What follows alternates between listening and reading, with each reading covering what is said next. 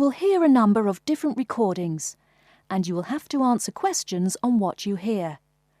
There will be time for you to read the instructions and questions, and you will have a chance to check your work. All the recordings will be played once only. The test is in 4 sections. At the end of the test, you will be given 10 minutes to transfer your answers to an answer sheet. Now turn to Section 1. Section 1. You will hear a lecturer talking about food preservation. First, you have some time to look at questions 1 to 5.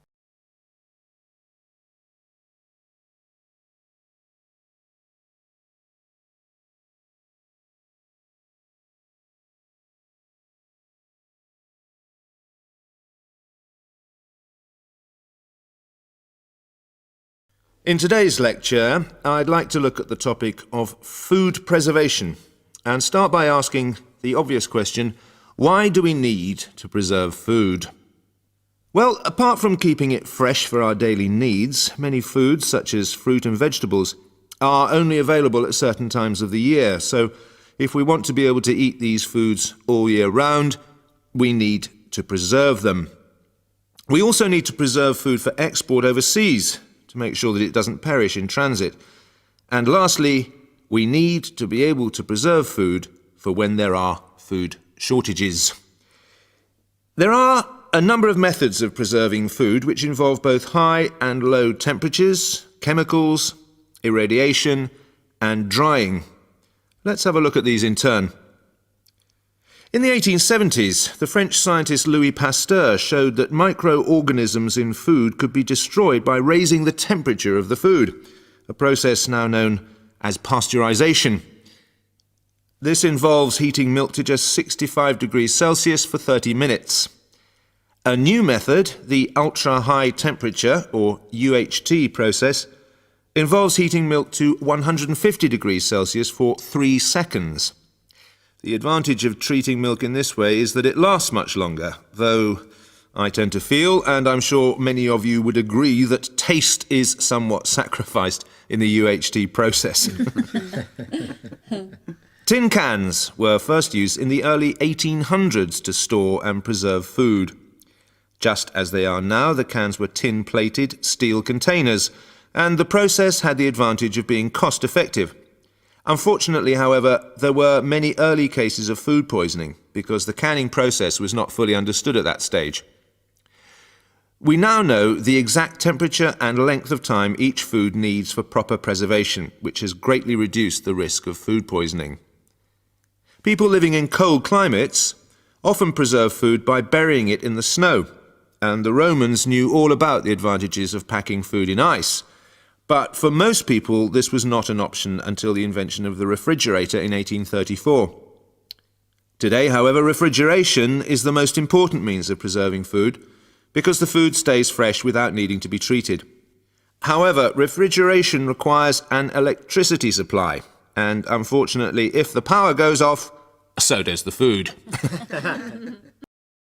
Before you hear the rest of the conversation, you have some time to look at questions 6 to 10.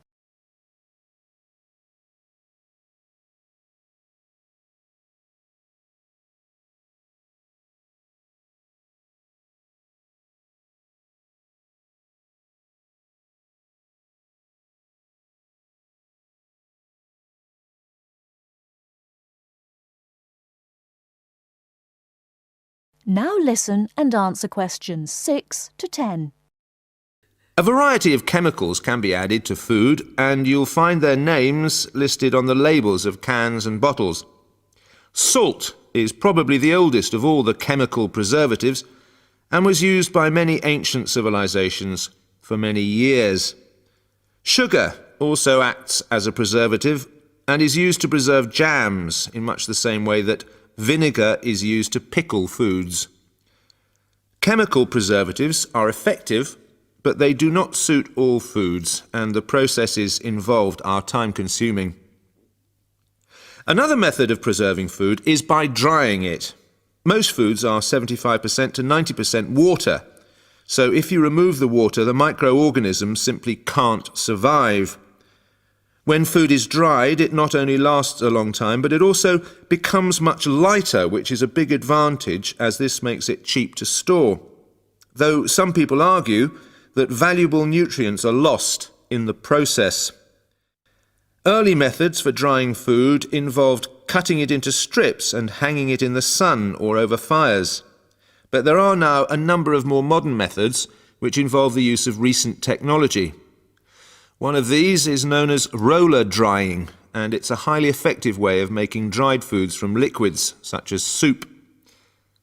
Have a look at this diagram to see how it works. Well, first of all, the hot soup is poured in at one end here. The liquid spreads to form a thin layer on a heated belt. The liquid dries as it moves along.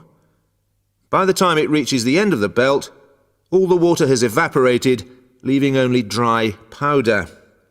A blade then scrapes the dried material off the roller and captures it in powder form.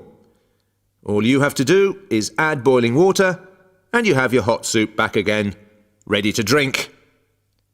Another method is called freeze drying, and for those of you who still remain... That is the end of section 1. You now have half a minute to check your answers.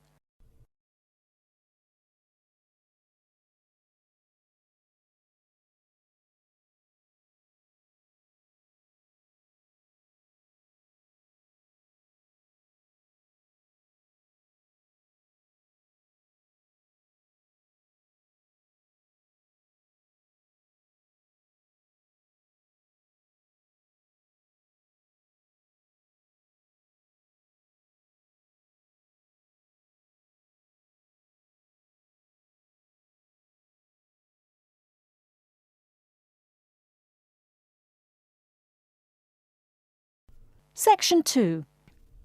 You'll hear a tutor and 3 students discussing their work. First, you have some time to look at questions 11 to 17.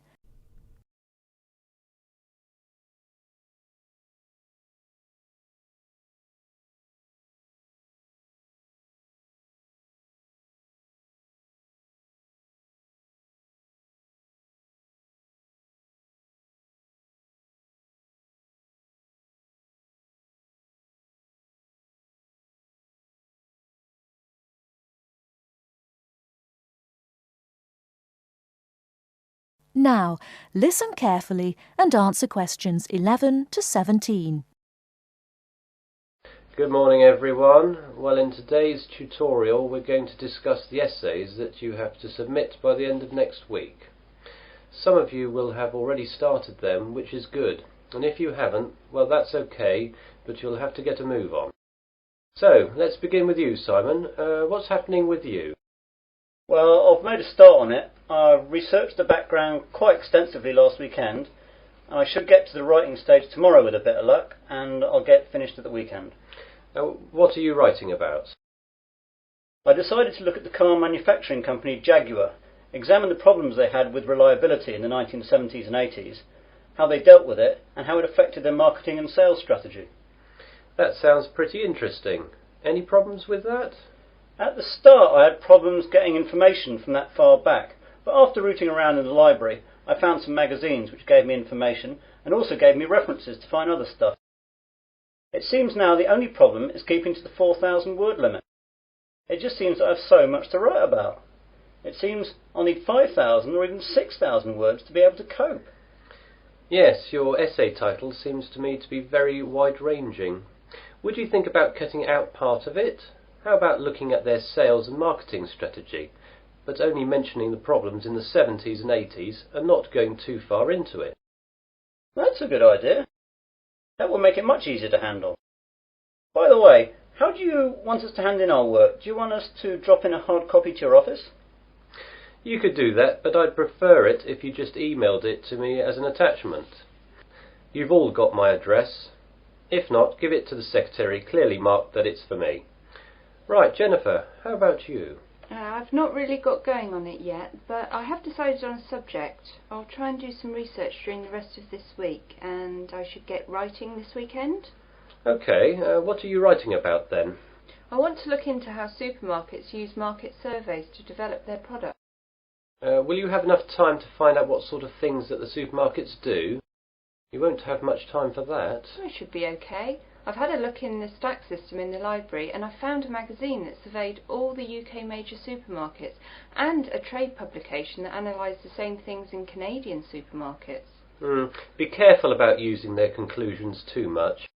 The university takes a tough stance on plagiarism. Make sure you properly list where you get your information from in a bibliography and try and do your own analysis. Get going too, as that analysis will take a bit of time. OK, thanks. Before you hear the rest of the talk, you have some time to look at questions 18 to 20.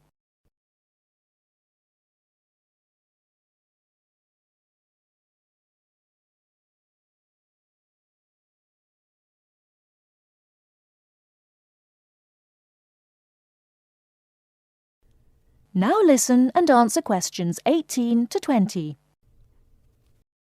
And Melanie, how is your work going? I'm a bit behind, I'm afraid. I was sick all last week and the weekend with flu. I've got a subject, I think, but I've not done any work on it yet. Is there any chance I can get an extension to the submittal date? The policy of the department is not to give any extensions unless there are extenuating circumstances. Do you have a doctor's certificate or anything? I went to the doctor's, but I didn't get a note as I didn't realise I would need it. The doctor will have a record of me, though, as I got a prescription. I'll go back and get one. Yes, do. If you get one, then there shouldn't be a problem getting an extension. Without it, though, you'll be in trouble. What subject are you considering, anyway? I thought I'd do an overview of the UK mortgage interest rates and their effect on housing sales trends over the last 10 years. I thought it might be of interest because of the huge increases of house prices over the last decade. Certainly an interesting subject, and it should be no great problem getting information, as this has been fairly well documented. It's a lot of work again, though, and you'll really need to get cracking on it, even with the extension, if you get one. Well, I've not got much on for the rest of the week, and I've set aside the weekend to really get to grips with it. Good. Now, is there anything else? That is the end of section 2. You now have half a minute to check your answers.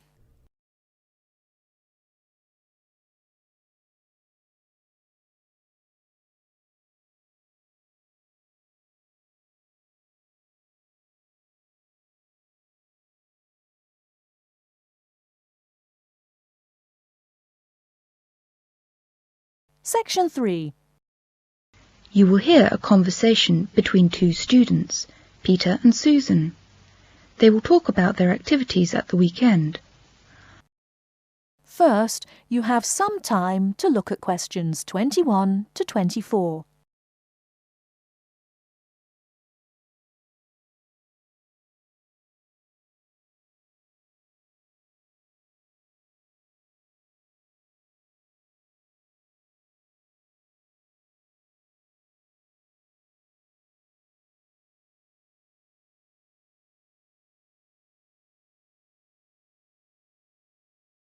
Now, listen carefully and answer questions 21 to 24. Hi, Susan. Hi, Peter. It's Friday again. Anything particular you want to do at the weekend? No, nothing particular in mind. Maybe tonight I'll go to a pub with some friends for the happy hour. You know, drinks are half price at weekends, and I don't have to get up very early tomorrow. Saturday morning, that's the time for washing my car, doing the laundry, and then go out for brunch. That's breakfast and lunch combined, right? Yes, that's it. You can spend 2 hours or more over brunch. It's a huge meal. You can have all the breakfast things as well as all sorts of lunch things, such as salads, chicken, pies and fruit. It's not expensive. You just pay £7 per person. For that you can eat as much as you like. It's a good time for all the family. Oh, that sounds good. What do you usually do at weekends? On Sundays I have a lot of newspapers to read. So do I. I sit in the garden over a cup of coffee with a continental breakfast and read that it's Sunday newspapers. Relax. How about Saturdays? Oh, I usually go to a club to play chess with some friends. I love the game very much. It's great fun, isn't it? Yes, lots of fun. I enjoy playing chess on Saturdays. I've never played chess, but I'd like to learn it someday. Is it difficult to learn? No, not at all. I can teach you if you like. A week later. Now Susan is teaching Peter how to play chess. Listen to their conversation. Before you hear the rest of the talk, you have some time to look at questions 25 to 30.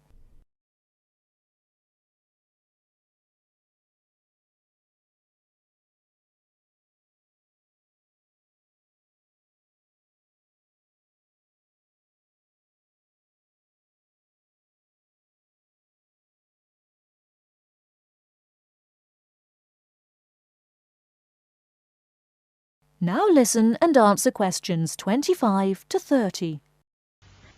Could you teach me how to play chess now? Yes, it's a board game played by 2 persons. How many pieces does each person have? 16 pieces. Each player has 2 rooks, 2 bishops, 2 knights, 1 king, 1 queen, and 8 pawns. One person uses the light-coloured pieces and the other plays with the dark-coloured pieces. The colours are always called white and black, even if they are cream and red. At the beginning of the game, the pieces are set up on the chessboard as shown in the picture. Oh, I see. There are 64 squares on the board. The rows of squares across the board are called ranks. You mean the horizontal rows? Yes, the rows of squares up and down, the vertical rows, are called files. Lines of squares running diagonally are called diagonals. How to move the pieces?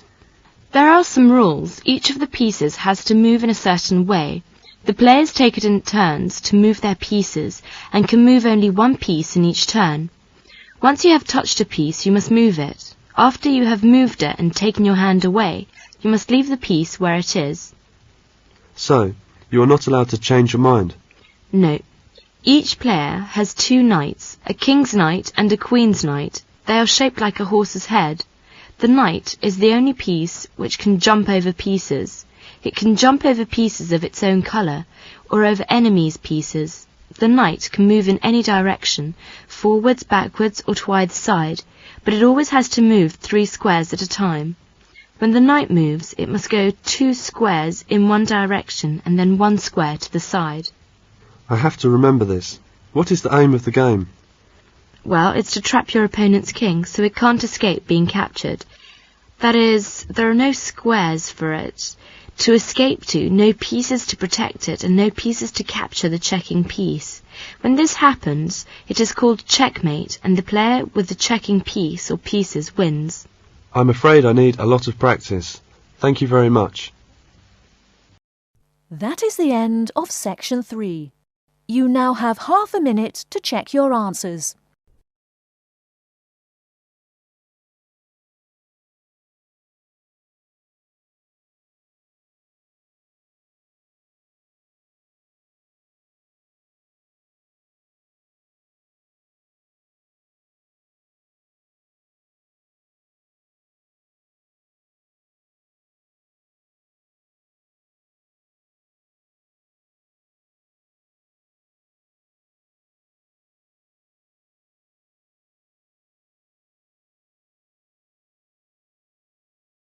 Section 4. In this section, you'll hear a message left to John on how to look after the house. First, you have some time to look at questions 31 to 40.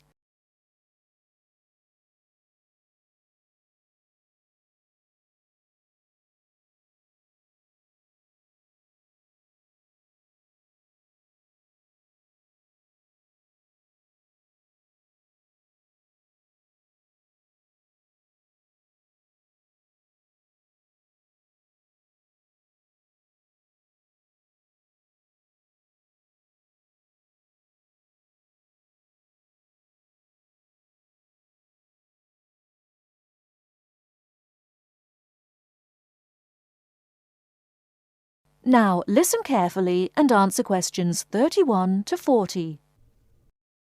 Hello, John. Welcome to the house. I'm really pleased that you can be here to look after my house while I'm away. Here are some things you need to know about the house. Important stuff like when the garbage is collected.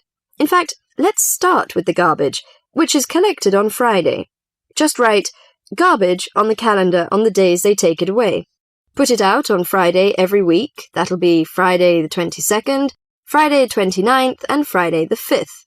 It's a really good service. The trucks are quiet and the service is efficient. The bin would be put outside of the house empty.